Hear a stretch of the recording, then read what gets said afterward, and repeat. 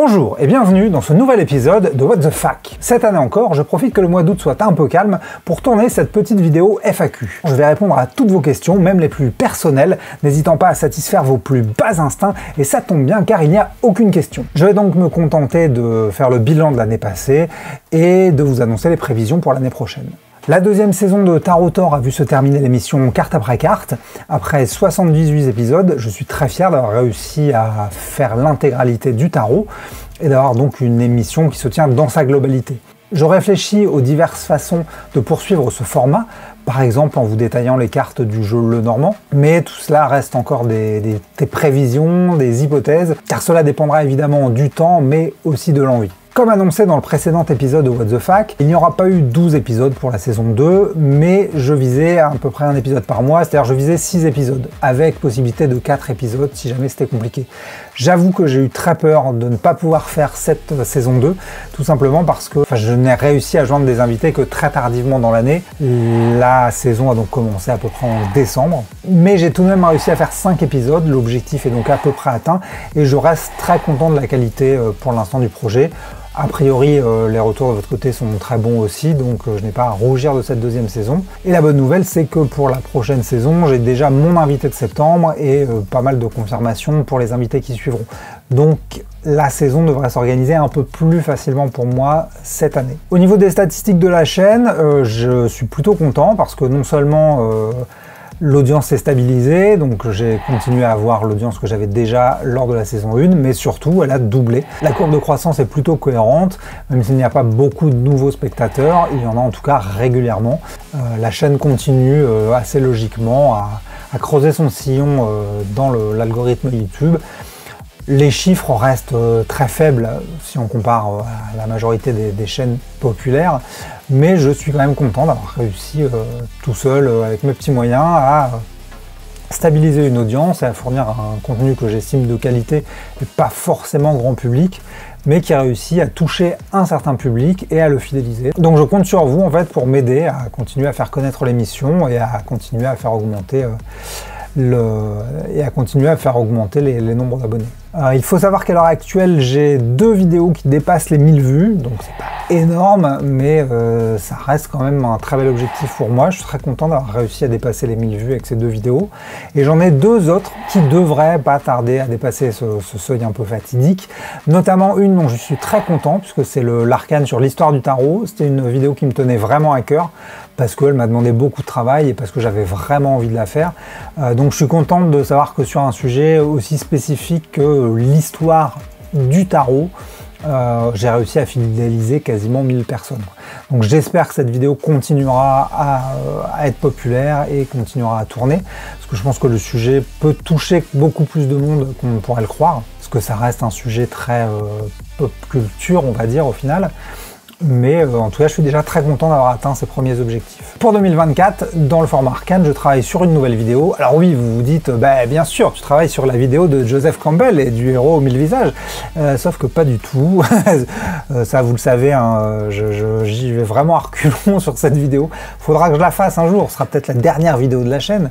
Mais non, je travaille sur une autre vidéo, sur un sujet qui me tient vraiment à cœur et sur lequel je travaille pas mal en ce moment. J'essaye de me documenter.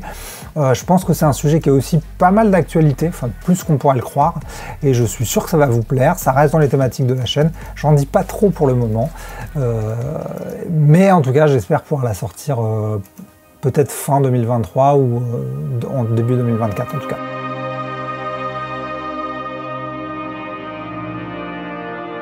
En dehors de la chaîne, mes autres projets en tant qu'auteur, j'ai toujours le roman sur lequel je travaille déjà depuis 1 an ou 2. Je ne sais toujours pas quand il sortira parce que j'avance plus lentement que prévu. Mais c'est un roman qui me tient vraiment à cœur là encore. J'ai quand même tendance à plutôt travailler sur des sujets qui m'intéressent tant qu'à faire. À côté de ça, comme j'aime bien me diversifier, vous l'aurez compris, et que j'avais d'autres idées en tête que j'avais envie de développer, donc je travaille sur une bande dessinée. Donc le scénario est déjà complètement développé, et là à l'heure actuelle c'est la dessinatrice qui est en train de commencer des planches. L'idée donc c'est de monter un dossier pour envoyer aux éditeurs en fait, et pour voir les retours qu'on aura. Et je travaille aussi sur une autre bande dessinée en parallèle.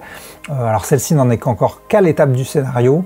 J'ai les grandes lignes, j'ai la trame grosso modo, mais j'ai des soucis au niveau de l'architecture. Je ne suis pas encore convaincu par celle que j'ai choisie, donc je fais des tests et j'espère quand même le finir, en tout cas cette année, et après chercher un dessinateur. Là où ça peut vous intéresser, si vous suivez cette chaîne parce que vous avez découvert mon travail en tant qu'auteur, c'est que cette BD serait une suite à Carrousel Funeste. Donc ce serait une porte d'entrée à cet univers, c'est-à-dire qu'on pourrait très bien commencer la BD sans avoir jamais lu la trilogie, mais par contre, en ayant lu la trilogie, ça aurait une saveur plus particulière, puisque vous pourriez saisir les références qui sont faites à la trilogie, et surtout vous découvririez aussi ce qui peut se passer après la trilogie. Forcément, c'est un projet que j'ai vraiment envie de développer, on verra ce que ça donne, mais ça fait partie de mes gros projets du moment. C'est à peu près tout au niveau des autres projets. Je ne dis pas qu'il n'y aura pas d'autres choses. Comme j'ai tendance à me disperser un peu, il n'est pas rare que des projets non prévus s'ajoute au programme. Petite curiosité d'ailleurs, si vous n'êtes pas lassé de voir ma tête, sachez qu'il y a une vidéo qui a été tournée par le site Arrêt sur Image, donc que vous pouvez retrouver sur la chaîne Arrêt sur Image, qui est une interview de moi en fait. C'était super sympa parce que c'est un média que j'aime beaucoup, Arrêt sur Image. Je suis abonné depuis quelques années, je vous recommande d'ailleurs de le suivre et de vous abonner si ça vous intéresse, parce que ça fait partie des rares médias de critique de médias. Et c'est un média assez pointu et c'est vraiment important ce qu'ils font comme travail. Donc j'étais content en tout cas de passer sur leur chaîne. N'hésitez pas à parler de Tarot autour de vous. J'espère bien que la chaîne va continuer à développer son audience. Évidemment, plus la chaîne sera populaire, plus j'aurai de chance d'avoir des invités grand public, on va dire. En tout cas des invités plus populaires. Mon objectif, ce n'est absolument pas de n'avoir que des invités grand public. J'ai vraiment envie d'avoir des invités très différents pour pouvoir partager des parcours très différents, pas toujours les mêmes parcours, mais forcément ça pourra être plus intéressant de partager l'expérience de quelqu'un qui a vraiment un très gros bagage dans l'écriture plutôt que de quelqu'un qui est vraiment néophyte. Les problématiques ne seront pas les mêmes, mais il y a un côté où l'écrivain d'expérience aura probablement plus de problématiques à partager et donc l'interview pourra être plus riche. Donc ce sera dans l'intérêt de tous si la chaîne peut se permettre d'atteindre des écrivains plus expérimentés. À l'heure actuelle, j'ai eu la chance d'en rencontrer plusieurs par les hasards de la vie, par les rencontres et aussi grâce aux précédents invités.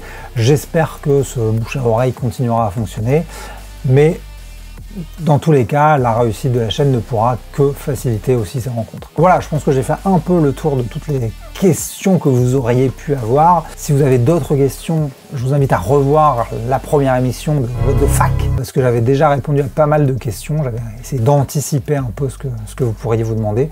Et puis sinon, je vous souhaite un bel été. Pour ceux qui travaillent, je vous donne beaucoup de courage. Et pour ceux qui sont en vacances, profitez-en, vous avez de la chance. À la prochaine.